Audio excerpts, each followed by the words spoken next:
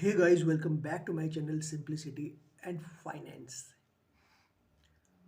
आज के इस वीडियो में हम ये जानेंगे कि अगर आपने अपना एड्रेस चेंज कर लिया है, अगर आपने अपना पता बदल लिया है और अगर आपके ऊपर कोई डेट हो, क्रेडिट कार्ड का या कोई पर्सनल लोन, तो ऐसी कंडीशन में भी क्या रिकवरी एजेंट आपके नए पते पर पहुंच सकते हैं? कई लोगों के कमेंट्स आते हैं कि यार पहुंच गए, लेकिन वो पहुंच जाते कैसे हैं, ये जानना इंटरेस्टिंग है। तो आज के इस वीडियो में मैं आपको ये बताने वाला हूँ वो कुछ पॉसिबल चीज़ें, वो कुछ संभावनाएं जिसके माध्यम से, जिसके थ्रू वो आपके नए पते पर भी पहुंच सकते हैं या नहीं पहुंच सकते हैं। लेकिन इससे पहले मैं आपको एक बात बताऊं कि इस तरीके के सवाल को सुनकर मुझे काफ़ी तकलीफ होती है। आप पता बदले ही क्यों? आप पता नहीं बदलना चाहते, you do not want to change your address, सिर्फ इसलिए कि रिकवरी एजेंट्स आ रहे हैं, आपको टॉर्चर कर रहे हैं। एग्जैक्टली, आपने बिल्कुल सही सुना, टॉर्चर करते हैं। इसकी वजह से आप मजबूर हो जाते हैं एड्रेस चेंज करने के लिए। देखिए, अगर एक व्यक्ति आपके पास आए और कहे कि भाई साहब आपके पैसे बाकी हैं, मुझे दे दीजिए, आप बोलेंगे ठीक है भाई, नहीं है मेरे पास, जब होंगे मैं दे दूंगा। ठीक है, अगर आप नहीं देंगे तो आपके ऊपर एक लीगल केस हो जाएगा। कर दो भाई, मेरे पास पैसे नहीं है। ठीक है सर, कोई दिक्कत नहीं है, चला गया। You want change your address, आप उसके लिए एड्रेस चेंज नहीं करेंगे। लेकिन वो आकर जब आपको ह्यूमिलिएट करते हैं पब्लिकली, आपको धमकाते हैं, कई बार घर में भी घुस जाते हैं, बेडरूम तक भी पहुंच जाते हैं। कुछ ऐसे वीडियोस मैंने देखे हैं जहां घर के भीतर, काफ़ी भीतर तक जाकर फिजिकली असॉल्ट करते हुए शायद मैंने कोई वीडियो देखा था। ये एक बहुत ही डरावना सच है जिसके प्रति मुझे ऐसा लगता है कि बैंकों ने अपनी आंखों को बंद कर रखा है। ऐसा नहीं है, ऐसा बिल्कुल भी नहीं है कि आरबीआई हमारा भला नहीं चाहता, हम कंज्यूमर्स का भला नहीं चाहता। आरबीआई ने बहुत ही स्पेसिफिक गाइडलाइंस दे रखी हैं, लेकिन इसके बावजूद कुछ बड़े बड़े नाम बहुत कुछ करते हैं। चलिए देखते हैं। ये देखिए, महिंद्रा फाइनेंस, ये नाम मैं नहीं ले रहा, अखबारों में छपा है। महिंद्रा फाइनेंस के रिकवरी एजेंट ने, देख लीजिए क्या किया है, मेरी स्क्रीन के ऊपर देखिए। महिंद्रा फाइनेंस के रिकवरी एजेंट ने किसी को मार ही डाला और उसके बाद आरबीआई ने यह कहा कि आप थर्ड पार्टी रिकवरी एजेंसीज को हायर नहीं कर सकते। लेकिन मैं ये पूछना चाहता हूं कि क्या उसकी जिंदगी वापस मिल सकती है? और अगर उसे मार ही डाला गया तो क्या सिर्फ ये कहना कि आप हायर नहीं कर सकते हैं क्या पर्याप्त है? या ऐसी कंपनीज का लाइसेंस ही रद्द हो जाना चाहिए? मेरे कहने का मतलब यह है कि there should be more than just you can not hire third party recovery agencies. This is my own personal perception. What do you say? आप क्या कहते हैं? कमेंट में ज़रूर बताइए। एक चीज़। दूसरा देखिए,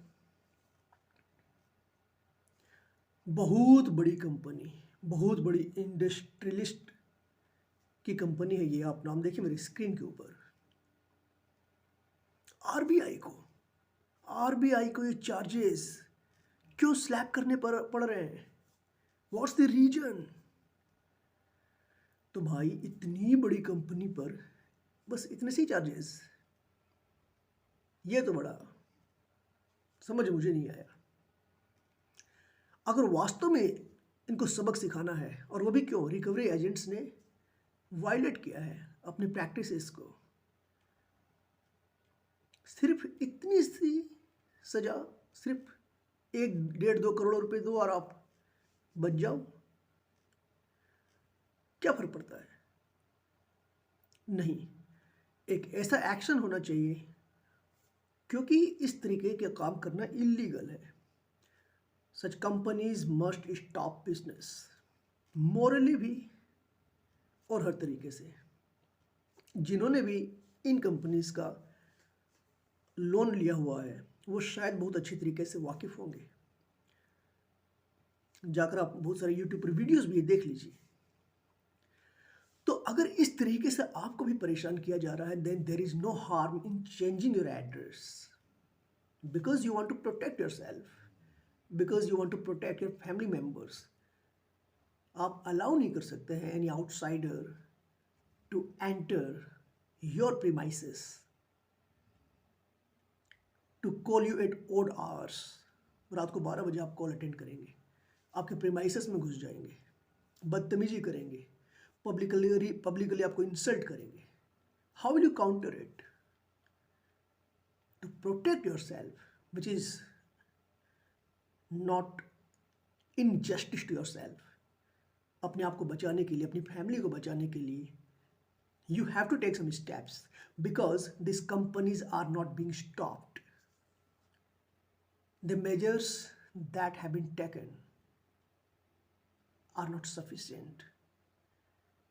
तो अपने आप को बचाने के लिए अगर आप अपना एड्रेस चेंज करते हैं, then there is no harm, and it is a very valid point. तो यस, वैसे भी मैंने एक सर्वे करवाया था और उसमें 82% लोगों ने ये कहा था कि we have debt, we are in trap, और हम एक रेंटेड मकान में रहते हैं। तब मैंने उस समय ये कहा था कि मैं आप लोगों के लिए एक वीडियो ज़रूर बनाऊंगा। So this is that video. तो 82% लोग अगर रेंटेड मकान में रहते हैं और अगर आपको रिकवरी एजेंट्स आकर परेशान करते हैं, तो रामबाण इलाज। मेरे बाकी के वीडियोस देख लीजिए जहाँ मैंने बता रखा क्या करना है, लेकिन इस वीडियो में आपको कुछ अलग बताने वाला हूँ। You can change your place. अगर आप रेंटेड मकान में ही रह रहे हैं, then move your house, and जब आप उसे मूव करें तो जो नेक्स्ट रेंट एग्रीमेंट बनेगा, that should not be in your name, the borrower's name. अगर आपने लोन ले रखा है, then that agreement should not be in your name. अगर आपकी फैमिली है तो किसी और के नाम पर आप वो एग्रीमेंट बनवाइए, क्योंकि अगर रिकवरी एजेंट आपको खोज पा रहे हैं, कई लोगों ने कहा है कि हमारे नए घर पर भी पहुंच गए, पता नहीं उनको कैसे मालूम चला। तो एक बात तो ये हो सकती है कि इंटरनली कहीं से उन्हें पता तो चल जाता है। So first thing is this, you should not disclose your address to anybody. This is just to so that you can protect your self. Second thing is this, that should not be in your name, क्योंकि बहुत सारी ऐसी very process होती हैं जिसकी वजह से हो सकता है कि वो पता लगा लें। तीसरी चीज़ क्या है, कई बार आपने देखा होगा ना कि अगर आपने एक व्हीकल लोन ले रखा है तो आप कहीं जा रहे हैं, अचानक ही रिकवरी वाले आपको रोकते हैं और व्हीकल उठा लेते हैं। कैसे पता चलता है? How do they come to know कि आप उसी रास्ते से गुजरेंगे और उसी समय पर गुजरेंगे? How do they come to know? हाँ, इट्स पॉसिबल, ऐसा हो सकता है कि आप उसी रास्ते से ऑफिस जाते हैं, उनको ऑफिस का टाइम मालूम, रास्ते में खड़े हो गए। लेकिन मैंने ऐसा भी देखा जहाँ आप ऑफिस नहीं जा रहे, शायद आप ऐसी जगह गए जहाँ ज़िंदगी में शायद आप एक ही बार गए थे, इसके बावजूद वहाँ पर बीच में से उन्होंने उठा लिया, आपके व्हीकल को जब्त कर लिया, ले लिया। अंतर्यामी तो कोई है नहीं। GPS, you are right, it's possible, it's very much possible. They want disclose it to anybody how they come to know of it. लेकिन बहुत अधिक पॉसिबिलिटी है कि GPS is the only way out. अगर किसी को पता है तो कमेंट में ज़रूर लिखिए। लेकिन मुझे ऐसा लगता है कि जीपीएस है जिसके through they are not authorized to track you, I think, this way, unless कोई orders वगैरह हो, but still I think सब कुछ होता है, you know, सब कुछ होता है। तो ऐसी पॉसिबिलिटी है कि जीपीएस के थ्रू ही कहीं ना कहीं वो आपका पता कर लेते हैं। then what's the way out? The way out is that you need to change your mobile connection, and the new one should not be in your name. You should only be the user. एक नया connection लेना है and आपको उसे use करना है। So that will be the next step, and with that new address should not be updated anywhere in your company, in on your documents, till you have got some sort of till you have got some sort of a relaxation, or you have been able to arrange funds, आपको जब तक funds की arrangement नहीं हो जाती, so by that time you should try to keep a low profile. और उसके बाद it's very much possible कि they won't be able to find you out. If you're working from office, then that could be a problem. But again, there was a survey and 50% of uh, them said that they are still working from office, home. So if you're one of those fortunate ones, so you can work from home और आपका पता नहीं चल पाएगा. But if you're working from office, you need to be very strong. Don't allow anybody, any outsider to meet you. You can say this to the guard and in the admin so that they don't entertain any call, any such request. So that is something that you will have to manage somehow. And if you have some paid leaves and all, तो ये 3 महीने आपको ज़्यादा परेशान करते हैं. So for first 1.5 months or 2 months you can go on leave. For 1 month किसी भी तरीके से you have to bear them. अगर I'm sorry, you have to bear them. और उसके बाद क्या है कि आपने उसे bear कर लिया एक बार, और उसके बाद once 3 months are over, these visits from the recovery agents will come down gradually.